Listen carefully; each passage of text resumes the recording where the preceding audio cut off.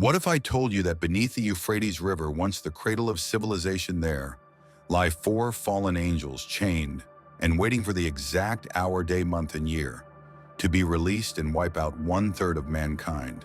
It's not a fantasy, it's straight from the book of Revelation, chapter 9, verses 14 and 15. But who are these beings? Why were they imprisoned? And why here beneath the very river where humanity first learned to write, to build, to rule?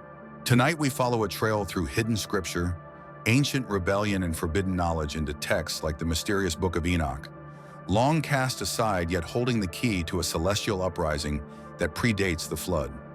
Are these fallen ones just symbols, or is their prison beneath Euphrates beginning to stir? Type 777 if you're ready to awaken a secret many believe was never meant to be known. And don't forget to subscribe and follow this journey through mystery, myth, and meaning. The past may be buried, but it's far from dead. Long before the Great Flood, before the rise and fall of ancient empires, and before prophecy etched itself into the collective memory of humankind, a mysterious group of heavenly beings descended to earth. They were not demons nor ordinary angels, but something far more complex, the Watchers. According to the Book of Enoch, a non-canonical but widely referenced ancient Jewish text, the Watchers were a specific class of angels assigned by God to observe the affairs of mankind. Their purpose was surveillance, not interference. Yet what began as observation quickly spiraled into rebellion. The Watchers became captivated by the beauty of human women, and in a fateful act of defiance, they chose desire over duty. Led by Simjaza, their chief, and Azazel, their most dangerous teacher, the Watchers descended upon Mount Hermon and entered into pacts with one another. Their union with mortal women produced a terrifying race called the Nephilim giants, who were said to be both powerful and destructive. The Nephilim are described as corrupt, violent, and insatiable, devouring not only the labor of men, but even other living creatures. This unholy hybridization between the divine and the human was seen as a fundamental violation of cosmic law. But the sin of the Watchers went beyond mere lust or arrogance. They shared knowledge, dangerous, forbidden knowledge, with humanity. Azazel in particular is singled out for his role in corrupting the natural order. He taught men how to forge weapons of war, swords, knives, shields, and breastplates. He taught women the art of seduction, the use of makeup adornments, and enchantments. He revealed the secrets of sorcery, astrology, and the manipulation of the heavens. In essence, the Watchers gave humanity the fire of divine knowledge, but without the wisdom or responsibility to wield it. This act echoes the mythic archetype of Prometheus, who gave fire to mankind and was punished for it. But unlike Prometheus, the Watchers were not rebels for the sake of enlightenment. They were seducers, corruptors, and ultimately destroyers. Their teachings accelerated human ambition, but destabilized the balance between man-nature and the divine. What followed was an age of chaos, bloodshed, and moral collapse. In the Book of Enoch, God's response to this rebellion is swift and severe. The archangels Michael, Raphael, Gabriel, and Uriel are commissioned to intervene and restore divine order. Raphael is commanded to bind Azazel, cast him into a pit in the desert, and cover him with jagged rocks. Simjaza and the other leaders are also captured and imprisoned beneath the earth, condemned to remain in darkness until the day of judgment. Meanwhile, the Nephilim, offspring of angels and humans, are destroyed by divine wrath, primarily through the catastrophic event known as the Great Flood. Though the Book of Enoch is not part of the canonical Bible in most traditions, its influence is profound. Early Christian fathers such as Tertullian, Irenaeus, and Clement of Alexandria considered it authoritative.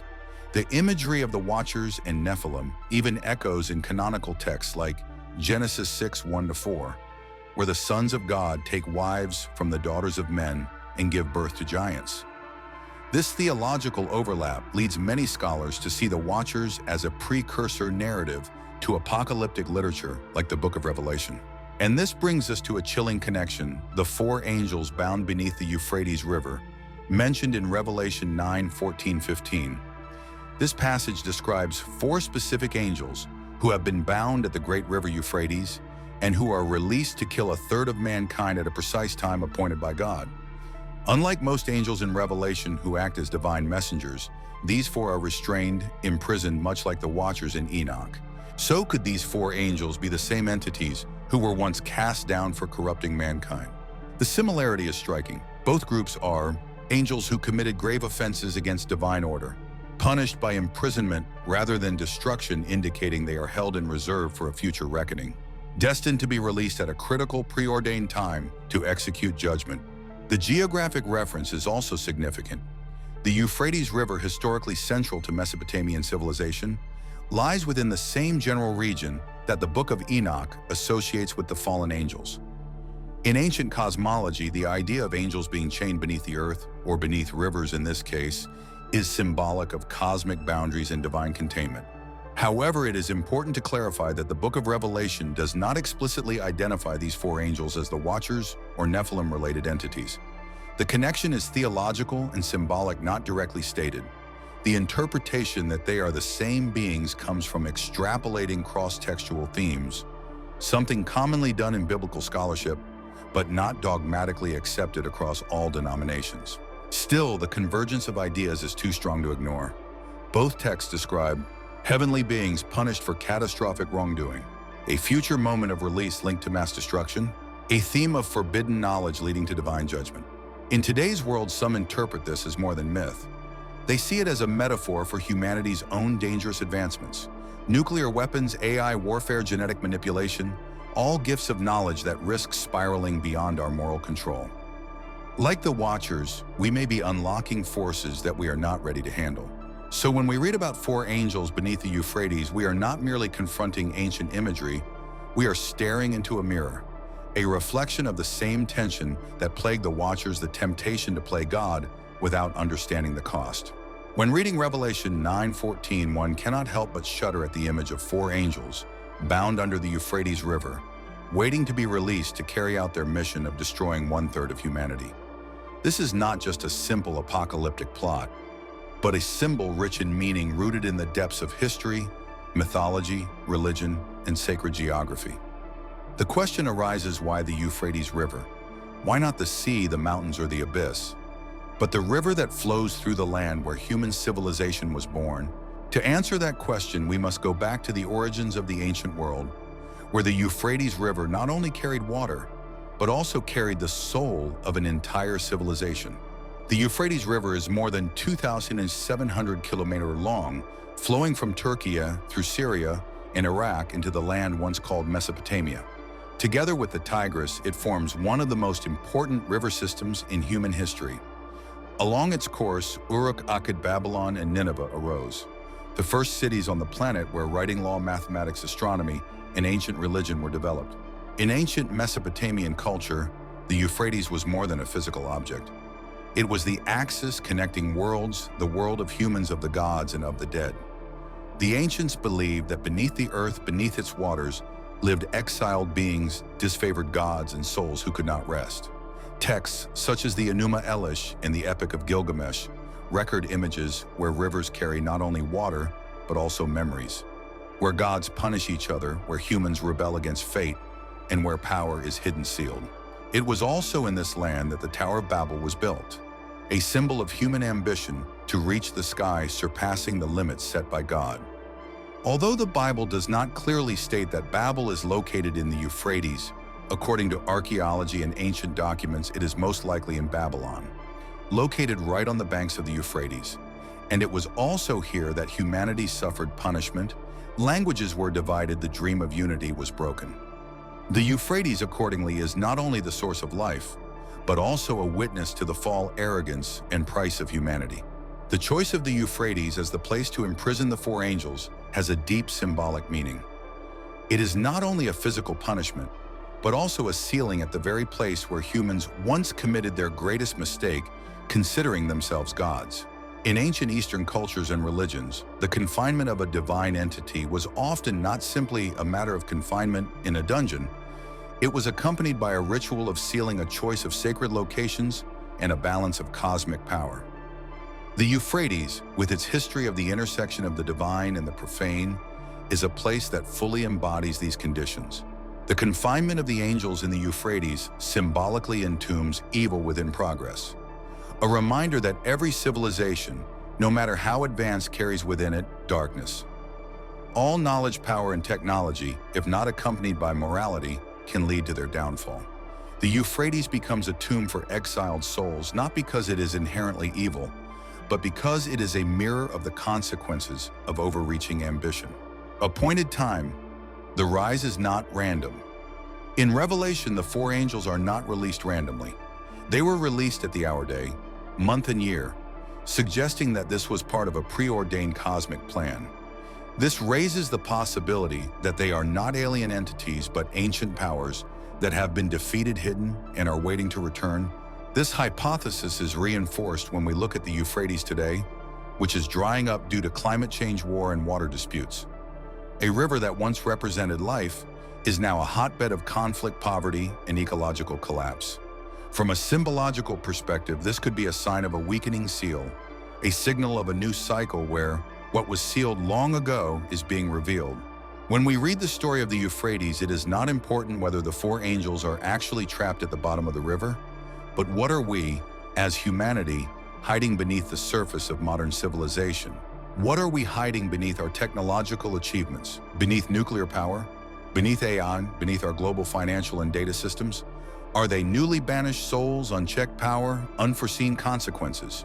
The Euphrates teaches us a lesson that prosperity is not immune to collapse, that evil does not disappear, it is simply hidden, and that every choice we make today affects the hour, day, month, and year of which the Bible speaks. In the world of biblical symbolism, every detail carries a profound reminder. The four angels tied up in the Euphrates River are not only a terrifying apocalyptic image, but also a symbol of a cycle of sin that is slowly becoming present in the modern world. Particularly if these angels were once related to the Watchers in the book of Enoch, the messengers of forbidden knowledge who misled humanity, then their reappearance is no longer a myth, but a living metaphor for the dangerous reality that humanity faces today. The modern world has reached a level of technology that makes possible what was once considered ancient magic: gene editing, decision-making artificial intelligence, bioweapons, climate control, and global data. What once seemed like science fiction is becoming reality in the laboratory, on the battlefield, and in global strategy meetings. And like Azazel in the legend, humans are passing on powerful knowledge without a moral framework strong enough to control the consequences. Revelation 9:15 emphasizes that the four angels will be released at the appointed hour, day, month, and year. This need not be taken literally, but can be seen as a warning that the chain of consequences has been set in motion, that destruction will come when humans bring the world to its breaking point. Rather than waiting for a supernatural apocalypse, humans are unleashing forces they cannot control. When technology outpaces morality, history shows that the consequences are always dire. The mistakes of Azazel's time teaching humans how to create deadly instruments can now be seen in the development of nuclear weapons, killer robots, and artificial intelligence-based social control systems. The scary thing is not that these technologies exist, but that they are being created, deployed, and expanded without a corresponding ethical foundation. We may not see the four imprisoned angels, but in the way society operates today, it seems that humanity is unconsciously releasing them, step by step. Every time knowledge is used to control rather than serve, every time power is extended without accountability, we move closer to the moment of doom.